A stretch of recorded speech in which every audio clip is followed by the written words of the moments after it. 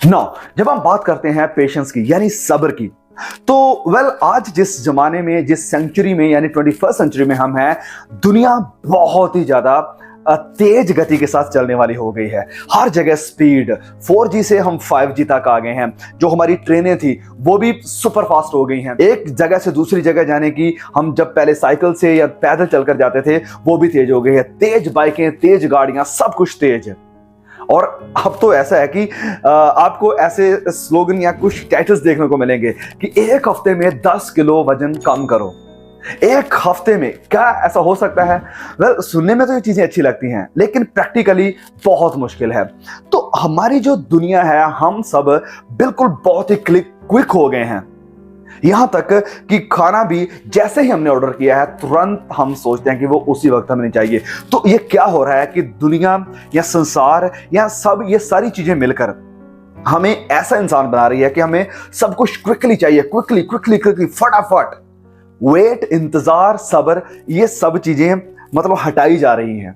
लेकिन इम्पेशेंस हमारी जिंदगी में जब आ जाता है तो ये फिर हमें गुनाह की तरफ ले जाता है। और इसीलिए सब्र हमारी जिंदगी में बहुत ही जरूरी है। सब्र यानी धीरज यानी पेशेंस। और बाइबल वचन इसके बारे में बहुत कुछ हमें सिखाता है।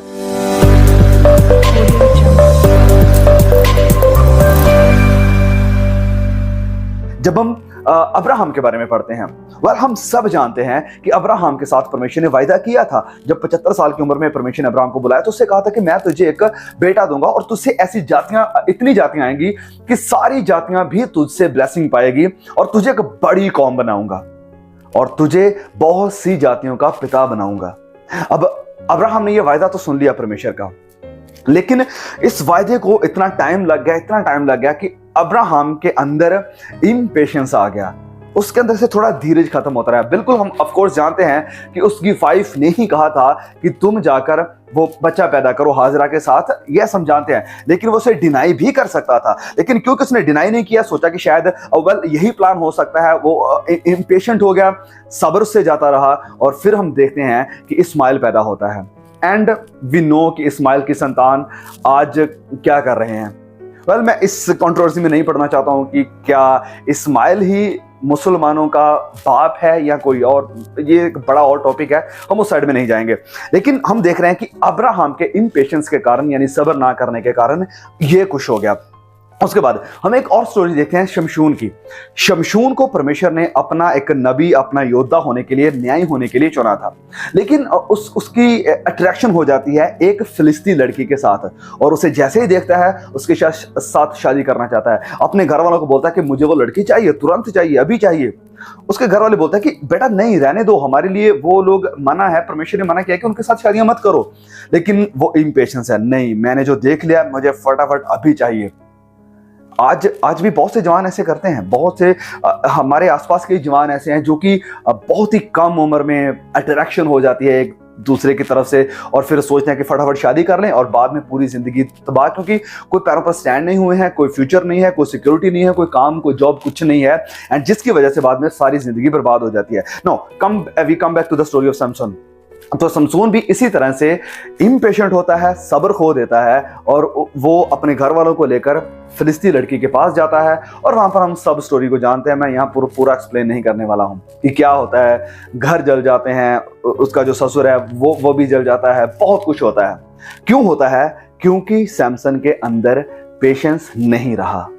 और बाइबल बार बार हमसे ताकीद करती है कि हम धीरज धरें, सब्र करें। बहुत बार मैंने इन सब चीजों के बारे में ऑलरेडी बात करी है। जब हम वचन में पढ़ते हैं, चलिए 2 वचन देखते हैं। सबसे पहले हम पढ़ेंगे याकूब की पत्री और उसके अध्याय 5 और वचन देखेंगे 7 को। याकूब अध्याय 5 वचन 7, यहां पर क्या लिखा है कि हे भाइयों, प्रभु के आगमन तक सुनिए बात को, धीरज धरो। हे भाइयों, प्रभु के आगमन तक धीरज धरो। देखो किसान पृथ्वी की बहुमूल्य फसल की आशा रखता हुआ प्रथम और अंतिम वर्ष तक धीरज धरता है। जैसे किसान धीरज धरता है, अपनी खेती में दाना उगाता है, बाद में उस फसल के ऊपर बहुत कुछ आता है, हवाएं आती हैं, आंधियां आती हैं, कई बार जानवर भी आकर अटैक करते हैं, फिर कई बार बारिश होने लगती है, बहुत कुछ होता है, लेकिन फिर भी वो धीरज धर के बैठता है, वेट करता है 6, 4, 5, 7 महीने तक उस फसल की वेट करता है। और यही एग्जाम्पल वचन भी हमें दे रहा है।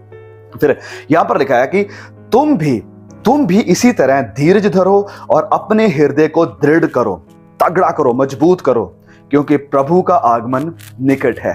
क्योंकि प्रभु का आगमन निकट है और इसलिए तुम धीरज करो। सो एंड टाइम की बात करते हुए वचन हमें सजेस्ट कर रहा है कि हम धीरज करें। फिर एक और वचन पढ़ते हैं हम, रोमियो अध्याय 12 और उसके वचन 12 को। रोमियो अध्याय 12 वचन 12 यहां पर लिखा है कि आशा में आनंदित रहो, क्लेश में स्थिर रहो और प्रार्थना में नित्य लगे रहो। तो 3 चीजें हम यहां पर देख रहे हैं। आशा में आनंदित रहो और क्लेश में स्थिर रहो। इंग्लिश में जब आप पढ़ते हैं तो वहां पर लिखा है कि बी पेशेंट इन ट्रिबुलेशंस, क्लेश में पेशेंट रहो, धीरज करो पेशेंट के समय, एंड प्रार्थना में नित्य लगे रहो। सो वचन हमसे ताकीद कर रहा है। और भी बहुत सारे वचन हैं। तो बार बार हम वचनों में देखते हैं कि धीरज की बात हुई है, बहुत बार, specially in the New Testament. और फिर जब हमने याकूब के पत्री को पढ़ा, वहां पर लिखा है कि प्रभु के आगमन निकट है और इसलिए आप धीरज के साथ चलो, सब्र करो, क्विक मत बन जाओ कि मैंने अभी ऑर्डर किया, ब्लिंकिट ऐप, जैसे ऑर्डर किया तुरंत सब कुछ हाजिर हो गया। ऐसे नहीं, आपके अंदर धीरज होना बहुत ही जरूरी है। जैसे जमाना क्विक हो रहा है कि हमें अभी क्यों नहीं मिल रहा है, प्रभु क्यों नहीं आ रहा है, प्रभु मेरी दुआ का जवाब क्यों नहीं मिल रहा है, प्रभु मुझे लाइफ पार्टनर क्यों नहीं मिल रहा है, प्रभु मुझे बच्चा क्यों नहीं मिल रहा है, प्रभु बहुत कुछ है, मेरा घर क्यों नहीं बन रहा है, मेरा बाहर का वीजा क्यों नहीं लग रहा है, बहुत कुछ है हमारा। हम सोचा कि जैसे हमने प्रभु को ऑर्डर दिया कि प्रभु मेरा ये काम कर दे, प्रभु करने के लिए तैयार है। वेल प्रियो, ऐसे नहीं चलता है। Specially when you are a Christian, you know कि ऐसे नहीं चलता है। प्रभु हमारे अंदर धीरज को देखना चाहता है, हमारे अंदर सब्र को देखना चाहता है कि क्या हमारी जिंदगी में सब्र है।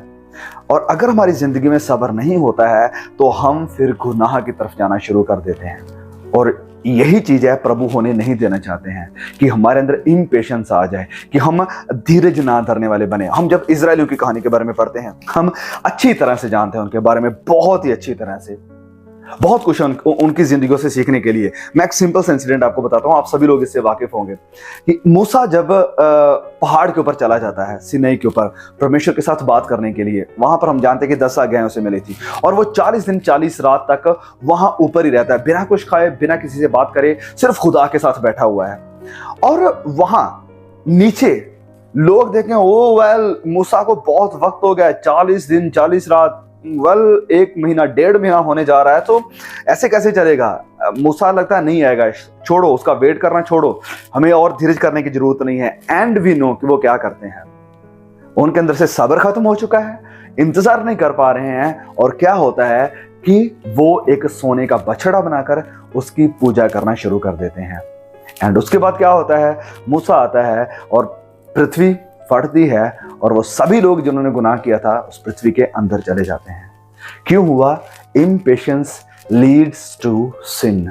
कि जब हमारी जिंदगी में इम्पेशेंस आ जाता है, जब हमारी जिंदगी में धीरज खत्म हो जाता है, तो हम गुनाह की तरफ चले जाते हैं। नो एंड टाइम की बात करते हुए प्रभु ने बार बार कहा है कि सब्र करो, धीरज करो। वचन हमने पढ़ा जो याकूब अध्याय 5 वचन 7 को, वहां पर भी लिखा है कि धीरज करो क्योंकि प्रभु यीशु का आगमन निकट है।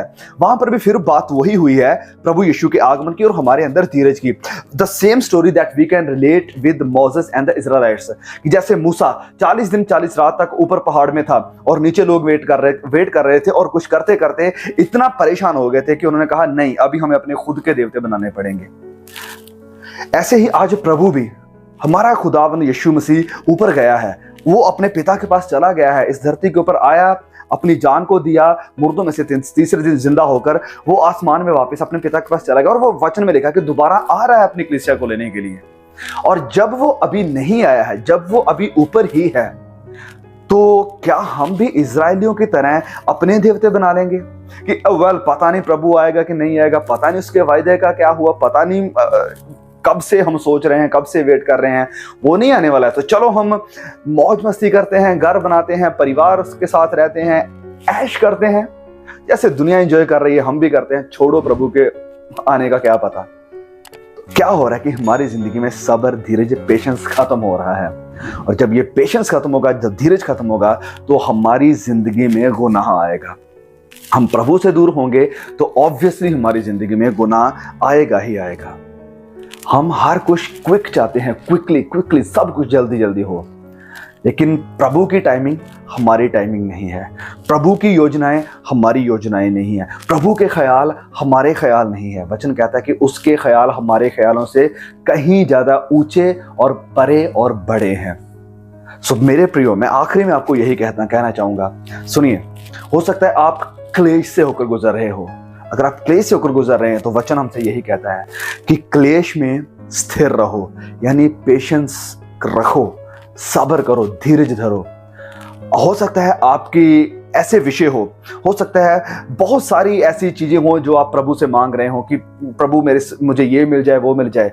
खुदा के सामने अपने विषयों को रखकर सब्र करो, उसकी इच्छा को मांगो कि प्रभु आपकी क्या मर्जी है वो मेरी जिंदगी में पूरी हो। आप प्रभु को ऑर्डर मत दें कि प्रभु मेरे लिए ये कर, वो कर, ऐसा कर, वैसा कर। नहीं, प्रभु के हाथ में अपनी इच्छा दे दो कि प्रभु नहीं, आपकी जो मर्जी है वो मेरी जिंदगी में होने पाए। और वही प्रार्थना प्रभु यीशु मसीह की थी, प्रभु मेरी नहीं तेरी मर्जी पूरी हो। और जब हम इस चीज को लेकर चलेंगे तो हमारी जिंदगी में पेशेंस रहेगा, हम धीरज के साथ बने रहेंगे, हमारी जिंदगी में सब्र रहेगा। और जब हम कहेंगे कि नहीं प्रभु मुझे ये चाहिए, मुझे अभी चाहिए, तू क्यों नहीं दे रहा है, तो हम अपने आप अपनी जिंदगी में सब्र को दूर करते जाएंगे। हम क्विक चाहेंगे, जिसके कारण फिर हम प्रभु से निराश हो जाएंगे तो उससे दूर चले जाएंगे तो ऑब्वियसली गुनाह में गिर जाएंगे। सो प्लीज मेरे भाइयों, अगर आप क्लेश में हैं सब्र करें, अगर आपकी कुछ दुआओं का जवाब नहीं मिल रहा है सब्र करें, और खासकर अंतिम दिनों में सब्र हमारी जिंदगी में होना बहुत ही जरूरी है। May God bless you. Please share the message if you are blessed. जल्द मिलते हैं नए वीडियो के साथ। तब तक के लिए खुदा मुझे, आपको, हम सबको संभाल के रखे। आमीन।